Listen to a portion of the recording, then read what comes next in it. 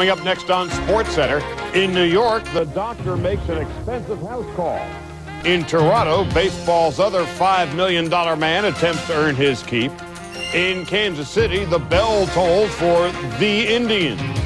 In Atlanta, the Yellow Jackets weren't exactly stung by Anderson's decision.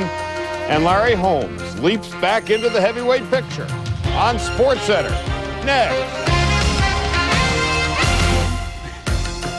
Well, hi again, everybody. Welcome back to the ESPN Sportscenter. Along with Chris Fowler, I am Charlie Steiner. It's a bad news, good news proposition. The bad news is a week from today, your income taxes are due. Good news is it's opening day, and the bad news was for the Toronto Blue Jays, they had to open with the Red Sox. That's right, a matchup of the two teams that battled down the wire last year. Red Sox won it by 2 games. Expected to happen again this year. And yeah, it is just the first of 162, the first of 13 between those Blue Jays and the Red Sox. How much could it really mean? Well, if you're searching for significance, consider that Boston won the division last year because they owned the Blue Jays, 10 out of 13, and because Toronto couldn't beat Roger Clemens in a big series. Clemens cleared to pitch while he appeals his suspension, and he was dominating against the Jays last year, 3-0 at a 1.17 ERA. Joe Morgan hoping he gets the bounces today. Clemens against Devon White. He gets to pitch. This is why he dominated the Blue Jays. Pitches like that. White waves at the pitch outside, then third inning. Jack Clark against Dave Stieb. Will he challenge him at 0-2? He does, and there it goes. That is a grand slam out of here in a hurry. And the Red Sox lead 5-1. So Clark, the free agent, is 8th career grand slam in his first game with the Red Sox. Meanwhile, Clemens still sailing along. Greg Myers waves at the fastball in the 7th inning. Yeah, he was putting him to sleep. Myers goes down again. One of 6 strikeouts for Clemens, and Joe Morgan showing his moves. 6-2 the final. Clemens allowed 6 hits, did not walk anybody. Meanwhile, the Yankees opening in Detroit, where fans are fighting to keep their old stadium. It's been open since 1912, and saying goodbye to Ernie Harwell, the longtime announcer. He is the first man to face Tanana. There's a high fly ball lifted on the first pitch. It's into right field. Deere is there. He's got it. 1 pitch and 1 out, and the season is underway. And the Yankees scoring got underway in the bottom of the first. Alan Trammell taking Tim Leary deep. The Tigers scoring, I should say. This one doesn't quite make the opening deck, but Detroit has a 2-1 lead at that point. Top of the third, still 2-1. Kevin Maas answers back against Frank Tanana.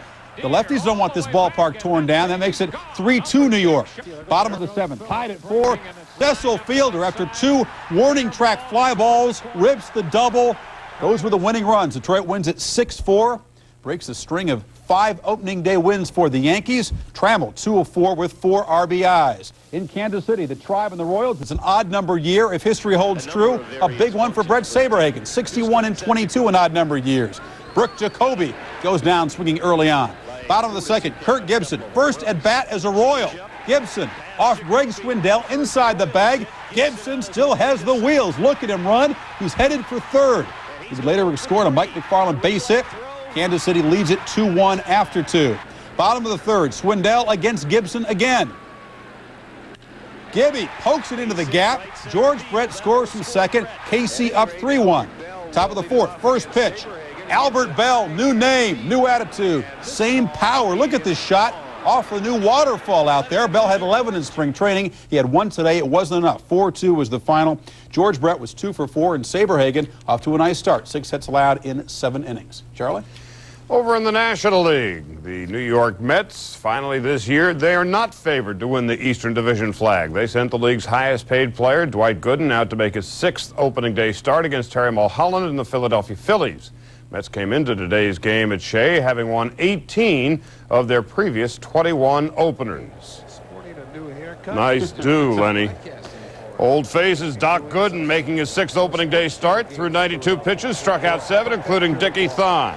Out like a baby. Bottom of the 1st, Vince Coleman on 2nd. Greg Jeffries double into the left field corner. Coleman scores easily. Mets lead 1-0.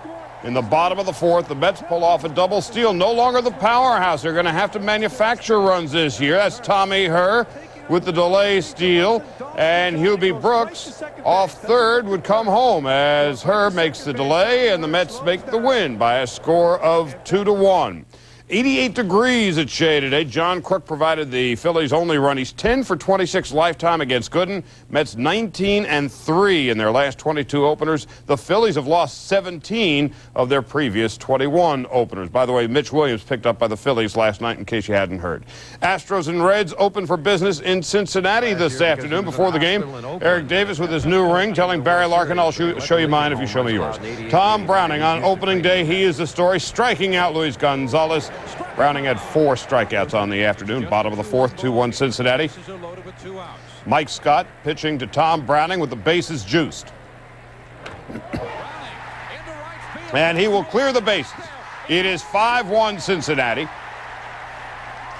And in the 6th inning, the rains return. And the guys with the tuxedos did their job.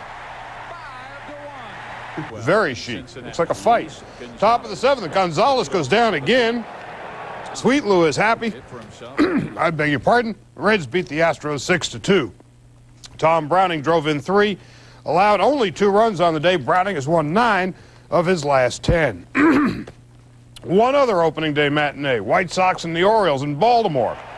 It's 89 degrees in Baltimore. What's he doing with an overcoat on? Top of the 2nd, Jeff Ballard facing Sammy Sosa, 2 on. They do not go. And gone. That ball is deep to left field. A 3-run shot for Sammy Sosa. White Sox take the lead by a score of 3-1. Sosa wasn't finished yet. Top of the 8th, Paul Kilgus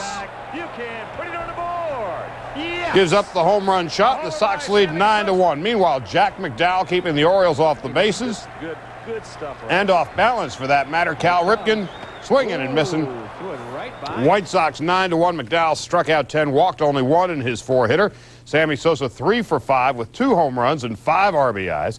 Jeff Ballard gave up 6 earned runs on 7 hits in 5 2/3 innings. The last opening day at Memorial Stadium.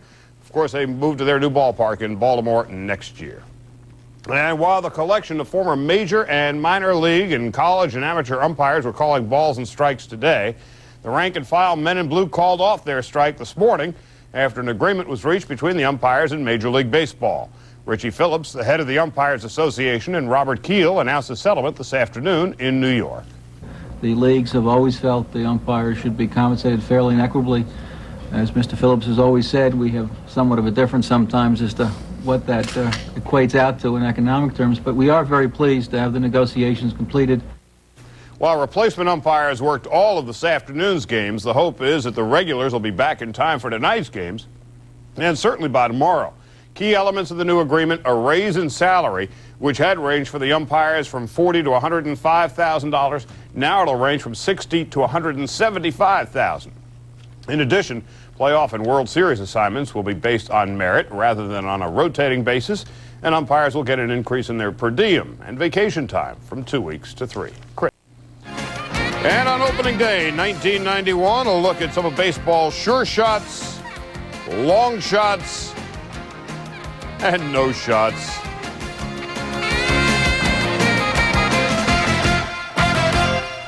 And ironically, as the 1991 baseball season got underway today, so did the extortion trial of Howard Spira, the admitted New York gambler who is charged with threatening George Steinbrenner.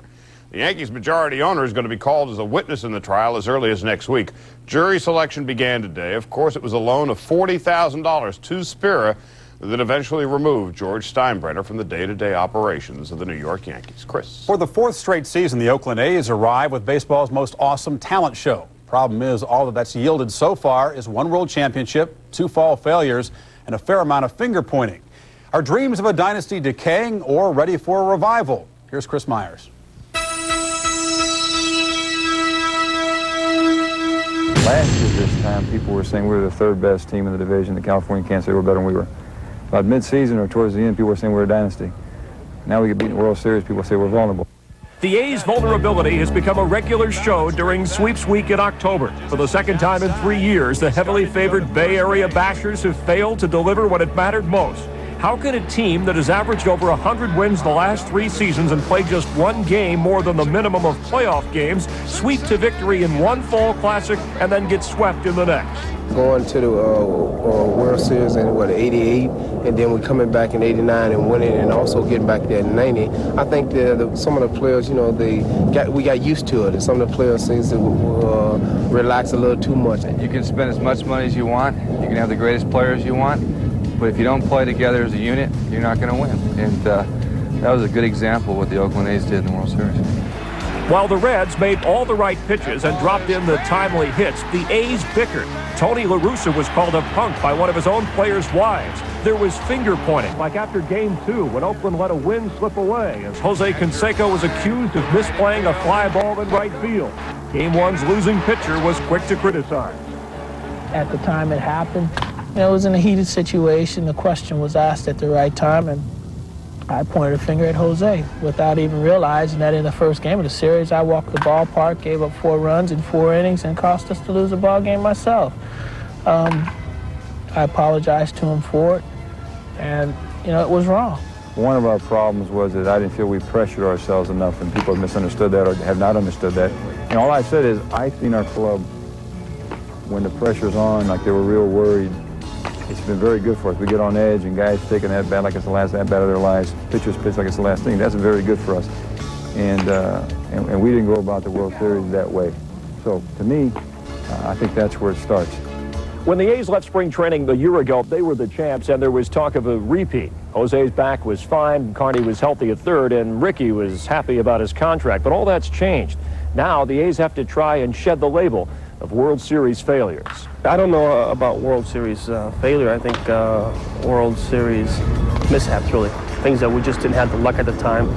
The A's must avoid being branded as the Orioles of 69, 70, and 71. A great team remembered more for their not winning 2 World Series instead of the one they did win. The Big Red Machine lost its first 2 World Series in the 70s before tasting regular success. I'm just saying that the next time this ball club gets to the World Series, whenever it is, hopefully it'll be this year, that we will play real, real well, and I'll feel a lot better about our team. I hope that means we win, but I know we'll feel better because I think we learned some stuff about when we play stinky baseball. Like in 1989, the motivation is there. La Russa only hopes the togetherness is also, so that when the A's are mentioned in the same breath as the World Series, there won't be a question, dynasty, or dinosaur. Chris Myers, ESPN. A's open with the Twins tomorrow night on ESPN. And still ahead on this edition of SportsCenter, a look ahead at the Stanley Cup playoffs in the Campbell Conference tonight, where all 4 series are even at a game apiece. And Larry Holmes, he beat up 2 guys last night. We'll show you both victories when we come back in a minute.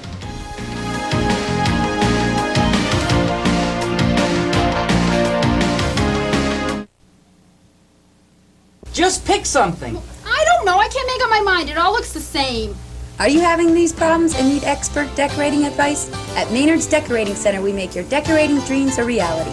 We are a complete decorating center with a full line of DuPont Stainmaster carpets and a wide selection of vinyl flooring. We carry custom-made solar-pleated shades, verticals, and mini blinds, and a complete line of Benjamin Moore paints. Estimates and decorating services are always free, so stop by Maynard's Decorating Center, 67 South Peru Street. We want you, and we're celebrating at Bill Santa Pontiac. Right now, take advantage of our great deals and super savings on all our new and used cars. Get rebates up to $1,000, and with the purchase of any car, get U.S. savings bonds. Buy a used car, and we'll give you $300 in U.S. savings bonds. Buy a new car, we'll give you $500 in U.S. savings bonds. Be American, buy American, keep America strong. We want you at Bill Santa Pontiac, Plattsburgh, USA. 91, the average player earns $880,000. At least he makes $880,000. Look at the escalation there. Big increase between 75 and 80 when free agency kicked in. One of the reasons why it costs $76 to take a family of 4 to the ballpark. As we mentioned earlier on SportsCenter, the Red Sox rolled over the Blue Jays 6-2 at Skydome this afternoon. The Sox, of course, spent a ton of money this winter on Roger Clemens and on Jack Clark. And as Bill Patrick reports from Toronto, with 161 games remaining in the season, the Sox got their money's worth. Last year, it was the most hotly contested race in baseball, going down to the last game, the last pitch. And opening day 91 saw the Red Sox and Blue Jays pick up right where they left off in 90. Because of their off-season pickups, this Toronto team has also picked up a nickname, the New Jays. But unfortunately for them, when they stared out at the mound, it was the same old story. Last year, didn't get a chance to see him, but this year he's more of a pitcher now, and that's kind of scary because it used to be you go up there and you could look for fastball and you get a 94, 95 mile fastball, but now he's taking a little bit off his fastball, he's changing speeds a little bit, and he's learning how to pitch. Ironically, the Jays might not have had to worry about facing the Rocket had Clemens not appealed his season-opening 5-game suspension to the commissioner's office, an appeal that's still pending, but made very little difference to him today. I felt pretty comfortable. I felt like I was focused, and if you're focused and pretty intent on doing your work, I think it did help. If you face him or not, any good ball player would tell you they always want to face the best. Why duck and dodge him? You want to go out there and if you're going to get beat, you get beat by the best, and if you beat him, you beat the best. The Red Sox shelled out $21.5 million to keep Clemens happy, to ensure themselves of many more outings like this one. They dipped into the free agent market as well, signing Jack Clark to an $8.7 million deal. Two investments that have paid instant dividends. The organization took care of a lot of guys, and there's not a lot of distractions on the Red Sox right now. Basically it's just get down to business and play between the lines and get the job done. Oh, yeah, I almost forgot about today's other story, the replacement umpires. They say that if an umpire goes unnoticed during a game, that he must have done a pretty good job. Well, I don't know of anybody who really noticed the umpires today. So? He did a great job. At the Sky Dome in Toronto, I'm Bill Patrick, ESPN. Roger Clemens loving an umpire? Got to be something wrong with that. We'll be back with some final words after this.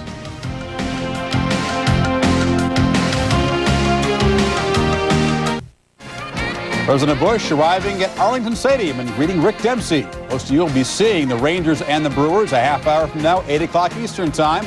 Owen Ryan is on the mound for Texas.